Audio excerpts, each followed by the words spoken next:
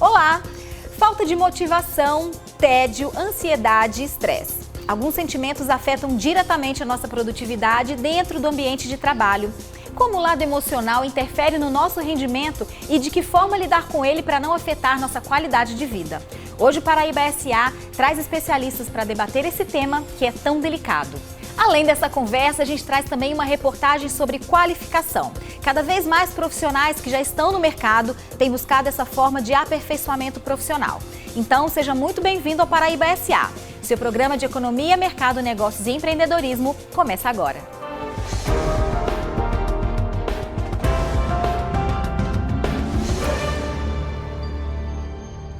É bastante comum a gente não pensar nos sentimentos dentro do ambiente de trabalho, mas eles têm sim um impacto direto na nossa produtividade profissional.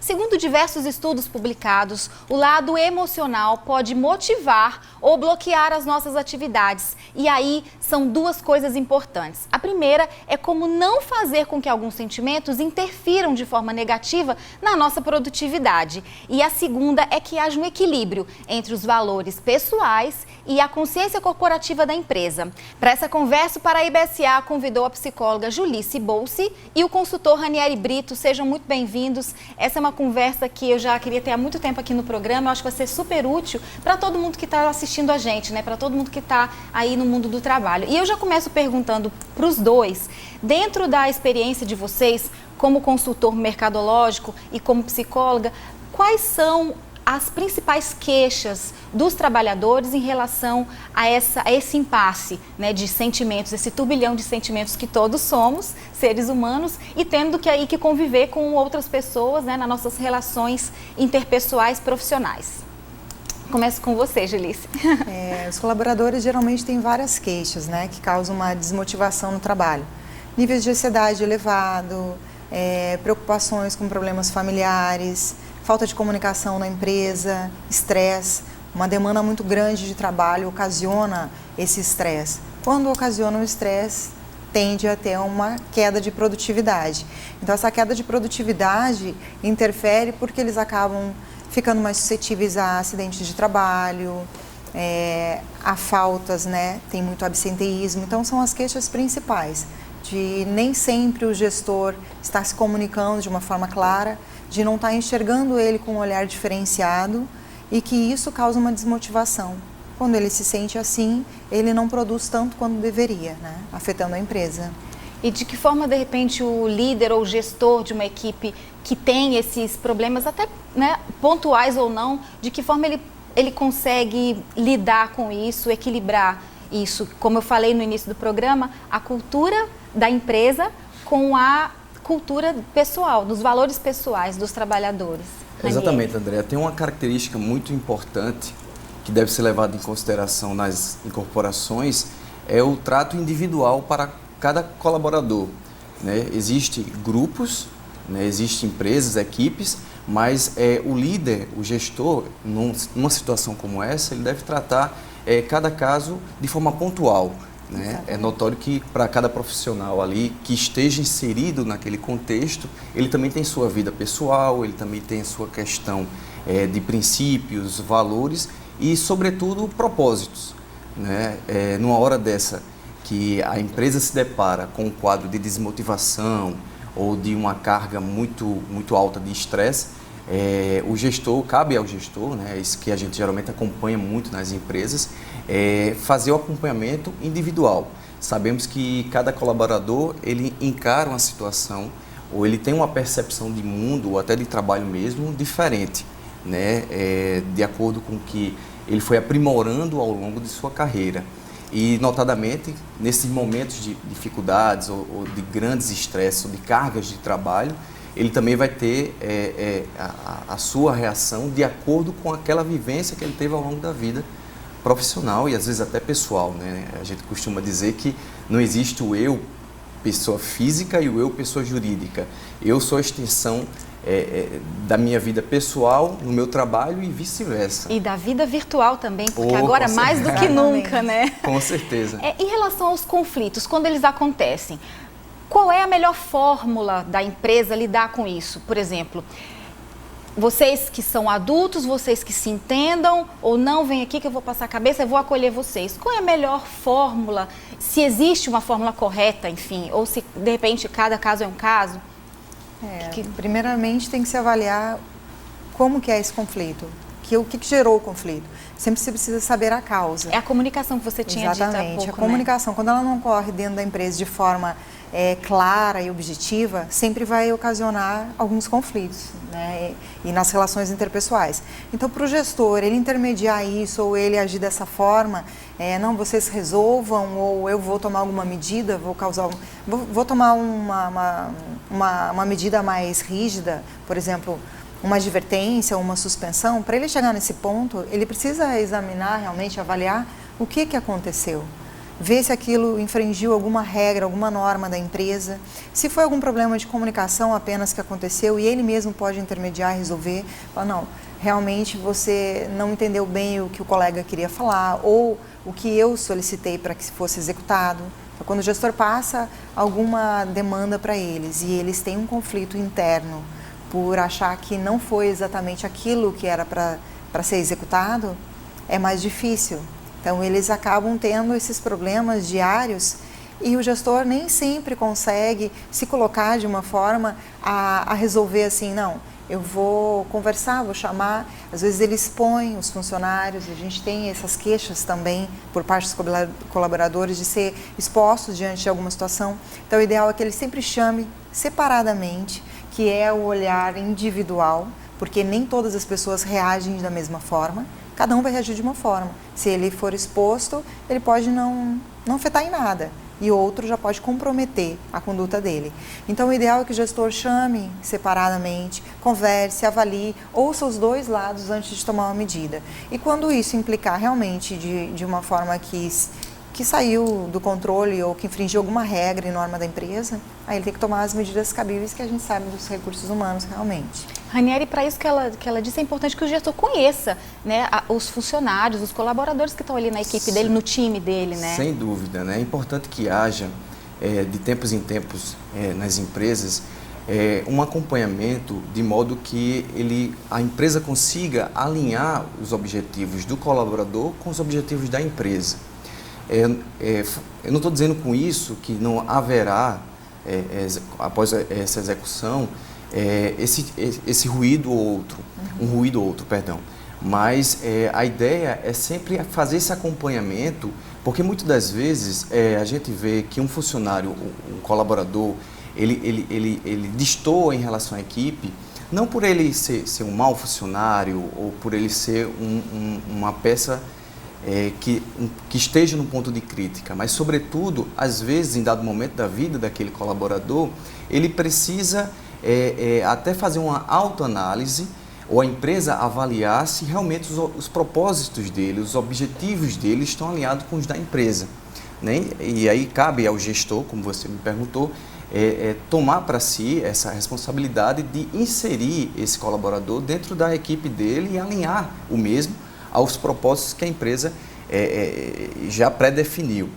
Há casos de quando isso não ocorre, infelizmente ou até felizmente para ambas as partes, né, acontece até as rupturas, mas que sobretudo vai ser sadio para ambas as partes, né, tanto para a empresa, que vai conseguir manter sempre uma equipe mais homogênea e, lógico, respeitando a individualidade de cada colaborador, como para o próprio colaborador que, quem sabe, ele estava precisando em algum momento de uma orientação até de carreira. E às vezes acontece isso, né? Nem sempre a saída de uma empresa culmina num fator negativo. Pode ser um novo recomeço ou até um alinhamento do que ele quer para a vida dele como colaborador. Foi ótima sua observação. E para ilustrar a nossa conversa, a gente vai assistir agora alguns exemplos de pessoas e empresas que tentam buscar esse equilíbrio. Confira. Imagina ter uma piscina, uma área de lazer e até uma sala de videogame dentro da empresa que você trabalha.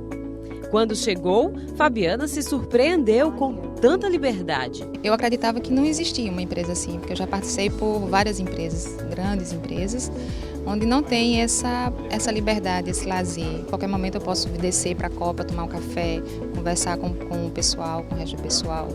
tenta trocar ideias no cafezinho. Este ambiente agradável para os funcionários tem um motivo: melhorar a produtividade. A empresa tem como base do trabalho a criatividade e o incentivo veio de um jovem empresário. Os funcionários que trabalham aqui passam muito mais tempo aqui no trabalho, muitas vezes, do que até com as famílias.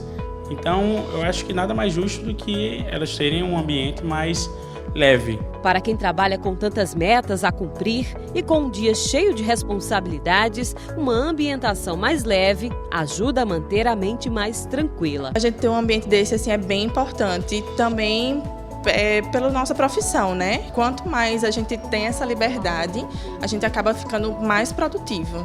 Desta forma, fica mais fácil ser produtivo e manter as emoções no ambiente de trabalho. Mas e quando o funcionário tem vez e voz dentro da empresa para falar sobre o que sente? A experiência vem sendo colocada em prática há 3 anos. Daniel Correia, que é coach, foi contratado para cuidar dos sentimentos que circulam nesta construtora, que está no mercado há 21 anos. Nós precisamos de alguém que se interesse por nós, fazendo a pergunta certa e nos levando a uma autoavaliação. A construtora Massai pôde crescer muito e isso impediu que os diretores tivessem um tempo de maior qualidade, disponibilidade de tempo. E aí eu me coloquei à disposição, disse, não, mas eu posso realizar esse trabalho através de encontros semanais, sentar com sua equipe e ter um momento de inspiração. E esse momento é um dos mais aguardados. Toda sexta-feira, Daniel se reúne pessoalmente com os colaboradores da empresa.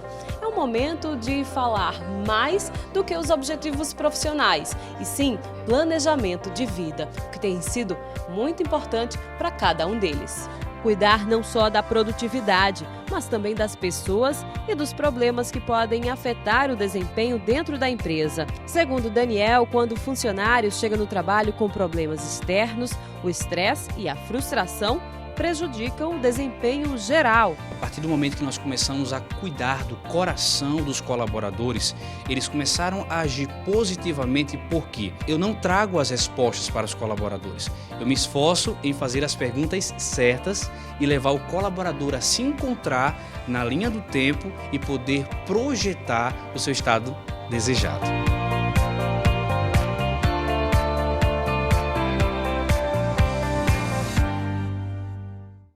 Então a gente acabou aí de assistir 2 empresas bem diferentes que lidam com seus colaboradores de forma bem diferentes. Aí, Raniel, eu pergunto para você, como é achar esse fator que motiva o colaborador dentro de cada empresa? Depende da cultura, como a gente tinha falado, e depende também do perfil da pessoa que está trabalhando. Eu queria que você comentasse um pouco sobre isso. Note que a gente observa aí 2 perfis de empresas com colaboradores um pouco extremos, né? Uma, ela propõe momentos mais aconchegantes, a história do acolhimento, né? Na hora do descanso ou numa hora de uma acolhida necessária, né? E uma acolhida psicológica, né? Até chegando com o suporte de um psicólogo, isso é muito importante nesses momentos. A outra empresa, ela também tem um perfil que eu acho até mais desafiador. A gente está deparando aí com o perfil da geração Y, né? Esse que a literatura, os especialistas hoje estão estudando cada vez mais esse perfil como colaborador. E note aí que não é muito difícil a gente chegar num ponto ou num eixo de satisfação e acolhimento desse colaborador. A empresa, lógico, ela vai dispor de atrativos ou de acolhimento para o público em questão, que é um jovem, né, que também tem as mesmas competências de uma outra empresa, de qualquer outra empresa, mas que, sobretudo, também precisa desse encaminhamento, desse acompanhamento, porque são pessoas, sobretudo, com seus anseios e que hoje praticamente observam primeiro a satisfação do que propriamente a questão da remuneração. E é importante também que seja uma via de mão dupla, né? A empresa ofereça elementos de motivação, mas também a gente consiga se automotivar. E aí eu queria saber da Julice, como é que, se existe algum gatilho no cérebro para a gente fazer isso, fazer com que a gente se sinta mais motivado no trabalho, mas eu vou deixar essa perguntinha, que a gente vai para um rápido intervalo, daqui a pouco a gente volta a falar sobre sentimentos e produtividade no trabalho. Até já!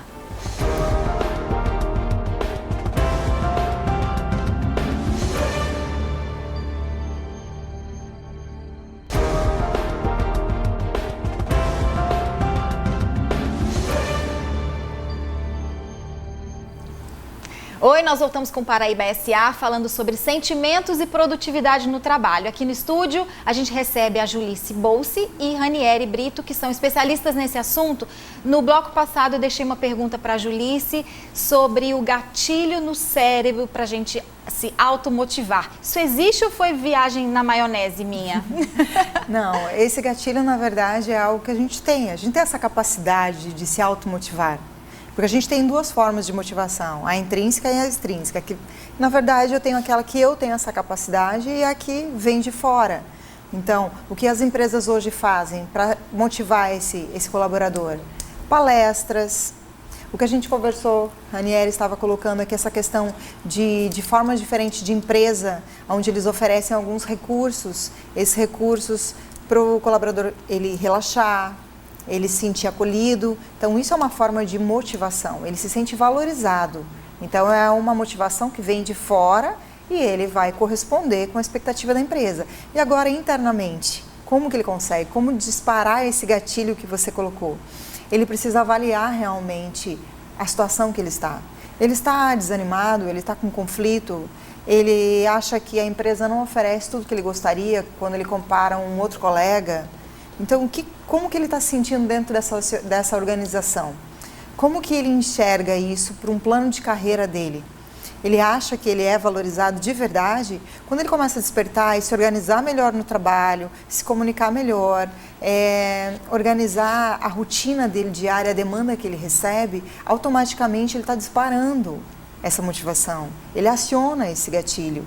Ele é muito assim linear no sentido de falar... Existe uma fórmula mágica? Não existe uma fórmula mágica.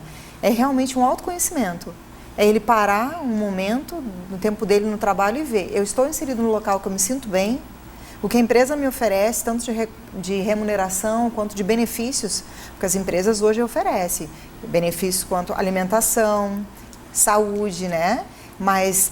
isso está motivando ele pois realmente? Nem sempre isso motiva, né? Ranieri começou a falar no primeiro bloco até sobre remuneração, né? Sobre essa geração Y. E aí, quando você fala de parar e ter paciência, eu acho que passa muito também pela maturidade do profissional, dele entender se a empresa está sendo injusta comigo, de repente, a grama do vizinho é mais verdinha do que a minha, a outra empresa é mais bacana de se trabalhar.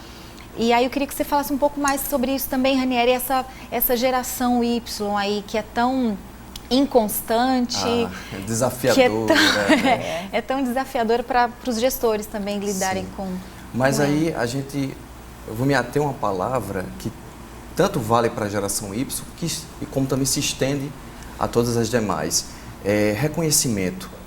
Né? Cada vez mais eu tenho lido, pesquisado e visto que hoje o colaborador ele não assimila o reconhecimento dessa empresa associado ao seu salário, mas sobretudo ao reconhecimento do que ela faz para com aquela empresa. Quando ela vê que a missão dela ali naquela empresa está sendo reconhecida, né? Isso sim é motivo de orgulho para aquele colaborador. E olha só, cada vez mais as empresas estão se capacitando ou elaborando programas de endomarketing, né? Porque elas sabem e viram no decorrer do tempo a importância de que um colaborador satisfeito, ele vai ter a ideia de que é o primeiro cliente que vai comprar a ideia daquela empresa, seja ela de prestador de serviço, seja ela de revenda de produtos ou coisa desse tipo. E um colaborador satisfeito, ele consegue publicizar bem melhor e até com um alcance bem maior do que qualquer outro tipo de mídia, a sua empresa. É aquela publicidade que vem de dentro para fora. Né? Isso com certeza é um valor que chega a ser imensurável a título de marca. E é importante também que o colaborador saiba dessa cultura, mais uma vez a gente falando desse conflito, né? Não conflito, né? Agora é uma harmonia entre os valores pessoais e a cultura da empresa. Por exemplo, algumas empresas não aceitam a conversinha do corredor, o momento maior para o cafezinho, um namoro, né, entre dois funcionários. Pode acontecer. Algumas empresas não entendem, não aceitam isso. E aí é importante também que o colaborador entenda a empresa que ele está trabalhando para saber o que realmente importa para ele. É a questão dos valores, né? saber quais são os seus valores, porque os meus eu basicamente sei, para que não haja o conflito desses valores. É aquela história de alinhar também, não só a visão de futuro, mas a missão e os valores também. Né? Sobretudo, as pessoas também devem ter as suas missões, as pessoas também têm o seu propósito, assim como a empresa. E uma vez estando alinhada, a tendência é ser satisfatório esse relacionamento. Porque nem sempre e se sempre busca, né? duradouro. Nem sempre se busca realmente a empresa só por causa da remuneração. Exatamente. Se busca com base quando se observa quais são os valores da empresa, a missão, aí sim.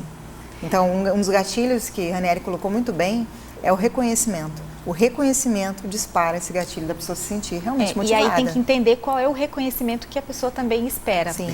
Eu quero falar... tanta coisa para a gente conversar. Mas eu queria falar... quando um sentimento ruim... Quando é que está na hora de buscar ajuda? E aí ajuda externa de um médico ou um psicólogo. Eu estou muito entediado, eu estou depressivo, eu estou estressado, estou com estafa. Quando é a hora de procurar? O colaborador ele começa a dar sinais de que ele está cansado, que ele não está mais produzindo. Se observa isso, a gente estava até falando anteriormente no outro bloco, questão de desempenho, então existem ferramentas para avaliar, né? A gente avalia o clima organizacional, usa ferramentas onde você acompanha esse rendimento dele, com frequência, de 6 meses, 1 ano. Então quando você começa a observar que tem uma queda nisso e que ele está tendo mais faltas, ele está sentado no ambiente do trabalho, mas ele não está produzindo, ele está mais calado. Não interage mais socialmente com os colegas, não se comunica mais, já são alguns sinais.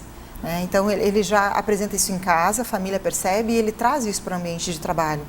Então, o gestor que tem um olhar e conhece realmente sua equipe e o seu funcionário de uma forma pontual, ele acompanha isso, ele percebe que houve uma mudança. E o próprio colaborador, ele sente isso. Ele sente que ele já não tem mais aquele mesmo estímulo de vontade de ir para o trabalho, de acordar todos os dias. Ele começa a apresentar sinais de alcoolismo, drogas, porque ele busca isso como fuga em muitos casos. Então, a gente tem colaboradores com nível de ansiedade alto, com estresse elevado, que a consequência disso é um absenteísmo. Então, a gente começa a ter afastamentos, o que afeta a empresa. Então, muitos afastamentos, né? Então, são sinais já de que realmente ele deve procurar ajuda. As empresas, algumas empresas, elas têm esses recursos, elas têm psicólogos dentro que percebem e chamam para uma orientação. Nessa orientação, elas sugerem um encaminhamento. Mas só o fato dele se sentir acolhido e orientado, ele mesmo busca. E ele acaba dando seguimento a esse acompanhamento lá fora. E até as empresas micro e pequenas também, né? Elas têm possibilidade de fazer isso. Não tem um grande programa de endomarketing ou de uma gestão mais pessoal e mais organizada, mas ela tem, sim, condições de observar, pelo menos no papel do líder, né? Sim. É tudo muito dinâmico, né? O papel do líder está mudando tanto e do colaborador até também. Por ela ser menor, fica até mais fácil, inclusive, né? Contato direto. Exatamente. Justamente. Julice, Ranieri, eu falei que a conversa ia ser ótima. Nosso tempo, infelizmente, acabou. Já convido vocês para uma próxima conversa aqui no Paraíba SA. Estamos sempre de portas abertas aqui para vocês, viu? Muito obrigada pela participação. Obrigada. A gente vai para o intervalo e, na volta, uma reportagem sobre a qualificação profissional por meio do SENAC. Até já.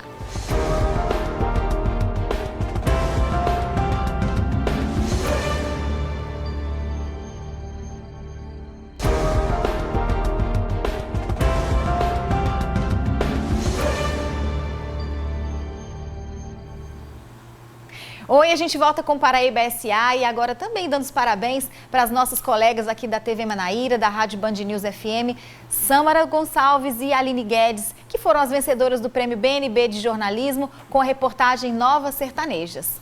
E agora sim, uma reportagem sobre o trabalho do SENAC e de que forma ele contribui para a qualificação profissional. Cada vez mais a busca pela qualificação de profissionais que já estão dentro do mercado de trabalho aumenta.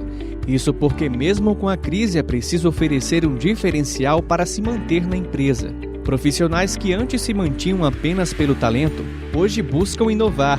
Na área da beleza, por exemplo, os cursos profissionalizantes são os dos mais procurados. Afinal, essa é uma das áreas que mais crescem no campo profissional. Todos os anos a gente tem que procurar se qualificar, né? Porque a procura é muito grande.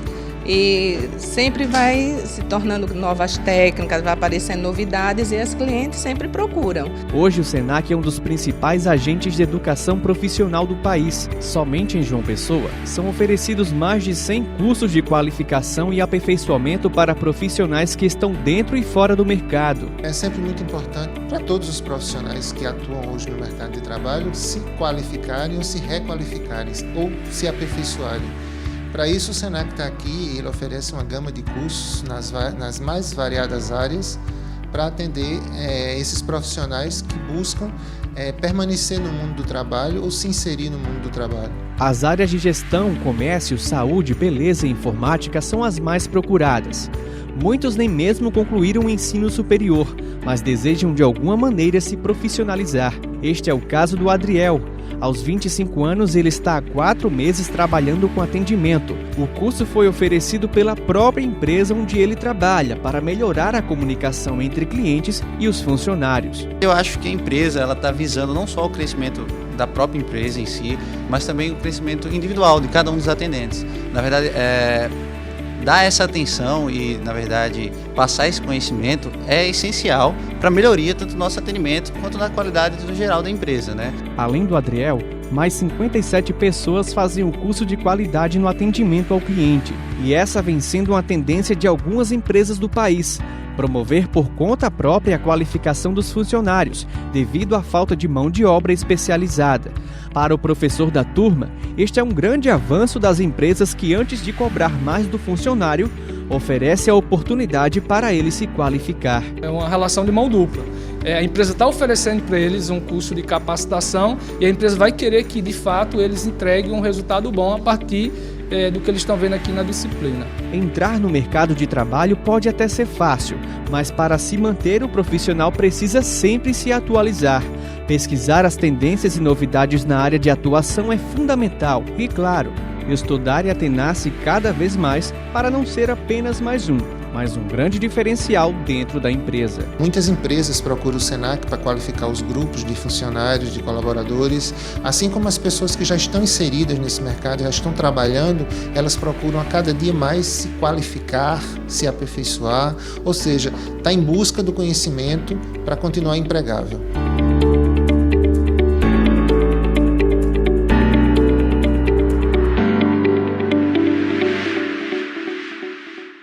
E o Paraíba SA de hoje vai ficando por aqui. A gente agradece a sua companhia e te convida para assistir o programa também pelo site de notícias Paraíba Total e pelo canal da TV Manaíra no YouTube.